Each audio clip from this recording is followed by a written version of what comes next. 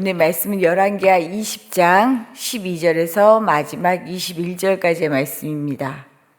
우리가 열왕기하 지금 20장 하반절 말씀을 보았는데 어제 상반절 말씀을 통해서 히스기야는 하나님께 병고침을 받았죠. 그래서 생명 연장의 은혜를 받았습니다. 이때 바벨론의 왕이 보낸 사절단이 문병을 오는데 오늘 말씀을 보면 이들을 맞은 히스기야는 자신의 모든 부 뿐만 아니라 힘을 다 보여줍니다. 나라 안에 보여주지 않은 것이 없다라고 표현해요. 그런데 이 일이 문제입니다. 다 보여줬어요. 모든 것을 숨김없이. 이 일로 히스기야는 바벨론에 의해서 나라의 모든 것을 잃게 된다라고 하는 예언을 듣게 돼요. 저주지요, 저주. 오늘 본문 바로 앞에서는 구원의 은혜를 받은 그가 왜 이제는 심판의 예언을 받게 되는가? 오늘 말씀을 통해 보게 될 텐데 이 말씀이 우리에게 반면교사가 되었으면 좋겠어요. 우리가 어떻게 살아야 하는지 볼 수 있는 말씀이 되기를 바랍니다. 먼저는 받은 은혜가 독이 될 수 있습니다. 분명 은혜인데 이것이 독이 될 수 있다. 히스기야가 병이 들었다는 소식을 들은 바벨론 왕은 사절단을 통해서 편지와 예물을 그에게 보냅니다. 다른 나라의 왕에게 서신과 선물을 보내는 것은 관례적인 외교 정책이었어요. 그러나 이런 외교 정책은 오늘 본문에 나오는 외교 정책은 외형상 방문 목적이 병문안이지만 사실은 여기에 그치지 않습니다. 바벨론이 정치적으로 아수르와 적대 관계였기 때문에 아수르를 배반한 히스기야와 동맹 관계를 맺고 싶었던 거예요. 이 이사야 선지자를 통해서 사실은 히스기야가 사형 선고를 받죠. 이제 죽을 것이다. 이 선고를 받고 히스기야가 다 제쳐줍니다. 아무것도 볼 수도 없었고요. 아무것도 기대할 수가 없었어요. 면벽 기도를 하죠. 벽만 보고 그저 하나님께 이야기합니다. 전심을 다해 이야기합니다. 그런데 이 기도를 들으시고 하나님께서 들으셨다라고 응답하시면서 히스기야의 병을 고쳐주겠다 약속하셨어요. 그런데 여기 이 병만 고쳐주는 게 아니고요. 나라 역시 아수르로부터 구원하겠다라는 약속도 함께 주셔요. 그것이 6절 상반절에 나오는데 제가 읽어드릴게요. 내가 내 날에 15년을 더할 것이며 15년 연장된다고 말씀하시죠. 내가 너와 이 성을 아수르 왕의 손에서 구원하고 실제 하나님은 구원하십니다. 이렇게 구원의 약속을 받았어요.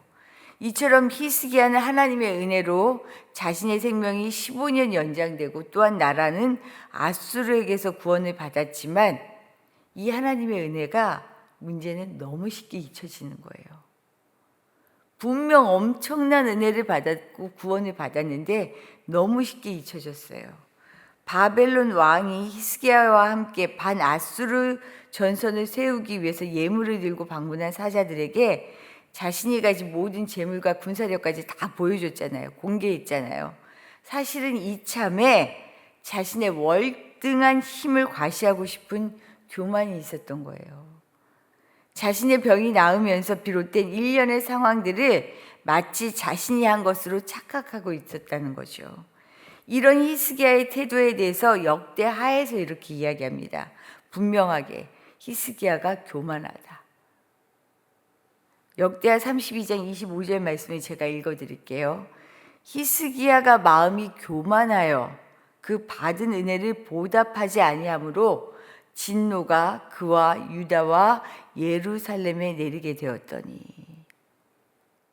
그가 받은 은혜를 기억하지 못하고 마음이 자신이 한 일인 양 착각하고 교만하여서 결국은 바벨론에 의한 심판이 내려지게 되었다라고 얘기하죠. 이게 무섭습니다. 분명 갚을 길 없는 은혜를 간구하여 받았고 받은 순간에는 정말 더 할 나위 없이 감사했음에도 불구하고 일이 잘 되면요. 내가 잘한 것으로 생각하게 마련이에요. 히스기야가 보통 사람이 아니었잖아요. 하나님 앞에 정말 선하다 칭찬받았고요. 그 앞에 선조들은 하지 못했던 일들까지 산당을 제거하는 일까지 아주 잘했던 인물이에요. 겸손과 교만은요, 종이 한 장 차이입니다. 우리 역시 마찬가지죠. 우리가 날마다 주의 은혜를 구하지만 그 은혜를 구하며 기억하며 지속적으로 겸손하게 사는 것은요, 매우 힘들어요. 지속적으로 겸손하게 사는 것, 은혜를 기억하며. 우리가 날마다 주님의 은혜를 간구하며 살지만 은혜를 받은 사람은 언제나 교만이라는 올무에 갇힐 수 있다는 것을 기억해야 해요. 이것이 정말 우리에게 예외적인 일이 아니에요. 나는 잘할 것 같죠? 아니요.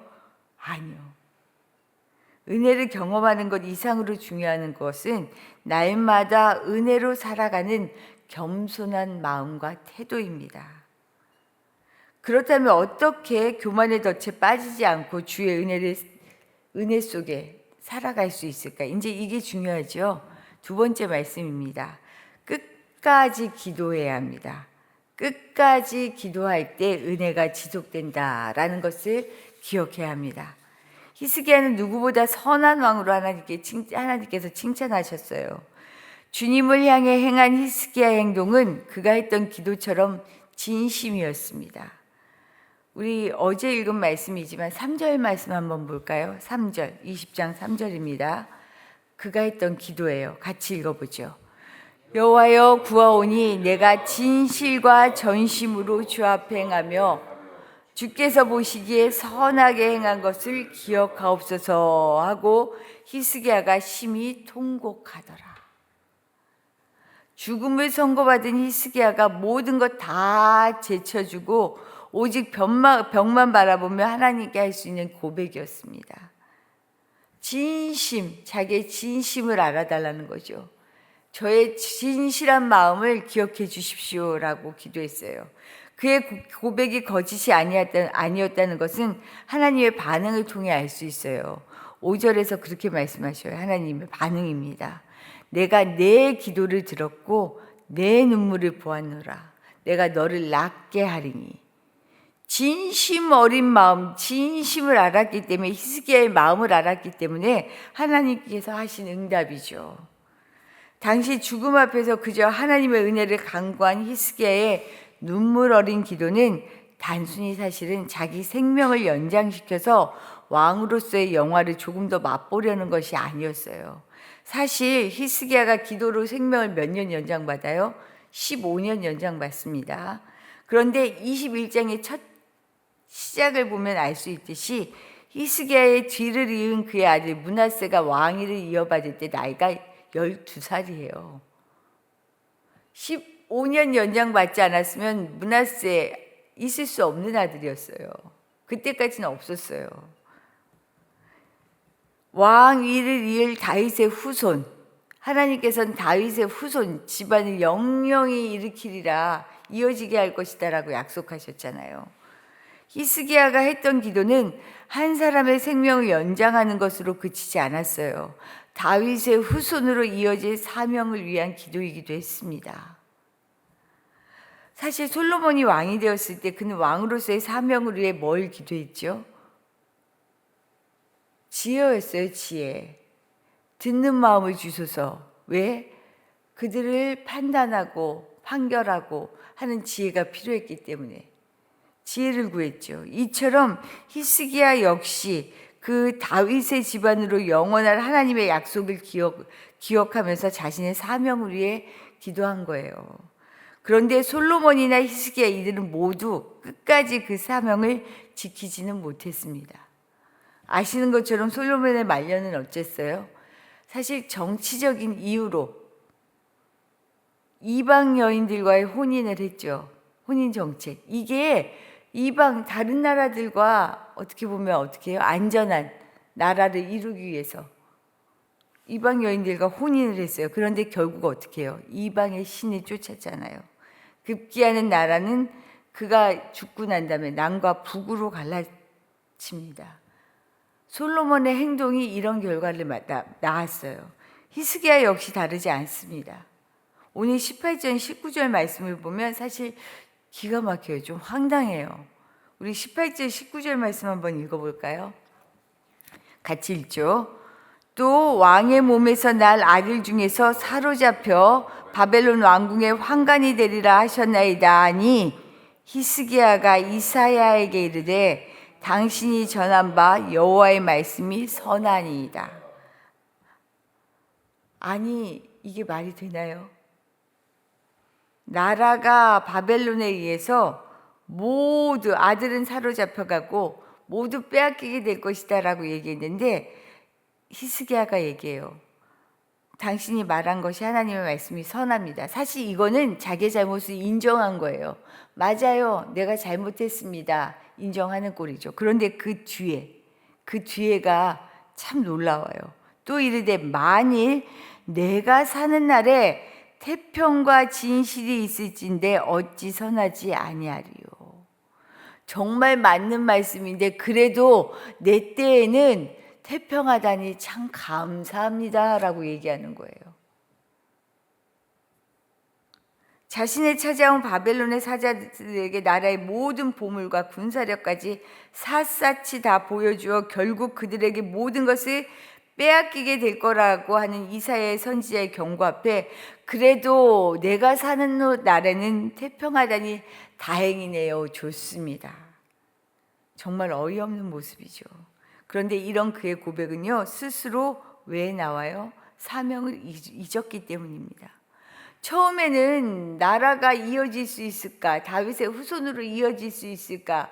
이런 마음을 다해서 사명을 다해 기도했던 사람이 내 대는 태평하니 다행입니다. 그 뒤는 알아서 되겠죠. 사명을 잃어버렸죠. 그리고 이 말은 사실이 됩니다. 그의 아들 므낫세 이스라엘 역사에서 가장 악한 왕으로 불리게 돼요. 사명은 사실 너무 거창한 것처럼 들리는데 거창하지 않습니다. 내가 살아가는 이유고 목적이 사명이죠. 내가 살아가야 하는 길인 셈이에요. 사명이라는 것. 내가 길이신 그리스도를 따라 살아가는 사명을 잃지 않는 것은 어떻게 해야 돼요? 그래서 끝까지 기도하는 것뿐입니다. 기도는 과거의 일에 그치지 않습니다. 미래의 일도 아니에요. 기도는 지금 이 순간 내가 살아가는 일이에요. 왜요? 내가 길이신 예수님을 따라 살아가겠다고 했으니 그 길을 날마다 비추어 볼 수 있어야 하잖아요. 기도는 내가 그 길을 잘 따라가고 있는지를 날마다 보는 거예요. 때로는 우리가 너무 미련하니까 기도 살아가는 게 편안하면 기도를 잊어버려요. 너무 힘들면 또 지쳐서 못하겠다 그래요. 그런데 이 기도가 뭐예요? 내가 때로는 하나님이 너무 어려운 과정들을 통해서 다시 하나님을 통하여 나를 보게 하는 그 길을 보게 하는 길이에요. 그래서 기도가 그쳐지면요, 내 인생이 어떻게 보면요, 거기서 딱 멈춰진다라고 생각하시면 돼요. 지금 나 자신을 하나님의 말씀 앞에 아주 투명하게 내려놓고 스스로를 보는 것이 기도입니다. 가장 중요한 기도의 일이죠. 그 속에서 하나님의 뜻을 발견하는 거예요. 처음에 기도의 제목은 나의 필요 때문에 기도할 수 있어요. 그래서 기도해야 해요. 하지만 그 기도를 통하여 하나님의 뜻을 보게 되는 거예요. 그게 바른 기도죠. 그게 기도의 힘이죠. 그게 기도의 능력이에요. 그래서 나한테는 당장 손해가 되는 것 같아도 웃으면서 알았어요 하나님, 갈게요, 할게요 라고 대답하는 거거든요. 우리가 히스기야가 처음에 면벽 기도했을 때 어떤 심정이었을까? 그 진심이 어떤 마음이었을까? 너무 그려지지 않아요? 그런데 그랬던 인물이 나중에 기도를 잃어버리고 기도를 잃게 되었을 때 그의 모습 너무 안타깝잖아요. 이건 우리의 모습이거든요. 내가 지금 기도하고 있지만 앞으로도 계속 기도할 수 있을까? 늘 돌아볼 수 있기를 바랍니다. 날마다 기도를 통하여 하나님이 나와 지금 함께 하시는구나가 절로 느껴질 수 있는 인생이라면 두려울 것이 없습니다. 오늘도 그런 기도하실 수 있기를 축복합니다. 주신 말씀 생각하며 기도하도록 할게요. 우리는 늘 하나님의 도우심, 은혜를 구하며 살고 있죠. 은혜를 받으며 살고 있습니다. 그러나 그 은혜를 잊어버리면 이 은혜가 독이 될 수 있어요. 날마다 그래서 독이 되는, 은혜가 독이 되는 그런 비참한 사람이 아니라 은혜를 날마다 누릴 수 있는 사람 되기를 위해서 기도에 힘쓰는 사람, 날마다 기도를 잊지 않는 사람 되게 해달라고 기도하시기 바랍니다. 그리고 오늘은 우리 교회에 우리 자녀들을 위하여 기도하는 날인데요. 수능이 28일 앞으로 나와 있습니다. 수능을 준비하고 지금 수시를 준비하며 나가고 있는 우리 자녀들은 얼마나 불안하고 마음이 정말 염려가 많이 되겠어요. 인생에 있어서 어떻게 보면 가장 큰 관문을 첫 번째로 통과하는 시간과도 같잖아요. 우리 민하, 병훈이 그리고 현수 위해서 기도해 주시기를 부탁드리고요. 우리 자녀들의 삶이 날마다 기도로 이어지는 삶이 되게 해달라고 기도해 주시기 부탁드립니다. 그리고 오늘 우리 하나사랑방 나들이 가는 거 아시죠? 건강하게, 안전하게, 그리고 무엇보다 주님 안에서 주시는 기쁨이 가득한 그런 나들이가 되도록 기도해 주시기를 부탁드립니다. 기도드리겠습니다.